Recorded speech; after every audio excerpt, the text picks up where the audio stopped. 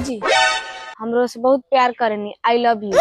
सुना, तारा प्यार करे के बाद अपना माई बाप से प्यार कर, अपना भाई भौजाई से प्यार कर, अपना लइकन से प्यार कर, ए प्रकृति से प्यार कर। आ प्यार करही के बात अपना मर्द से कर।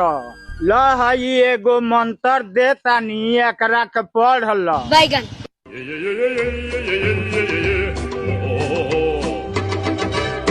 ल हई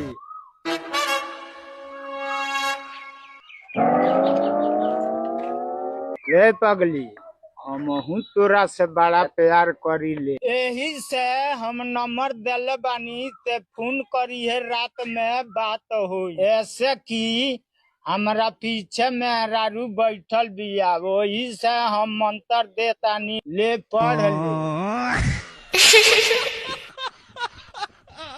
पीछे देखो पीछे। ए जी ओ मौगी रहलसी तन रो से का कहत रहलसी?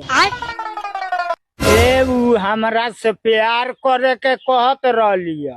रउआ समझैनी तो हम सब सुन लेनी है। रउआ बहुत अच्छा समझैनी है। दुनिया में हर मेहरारू के रौरे जैसन मर्द मिले के चाहिए। चली चली खाना खा ली चली।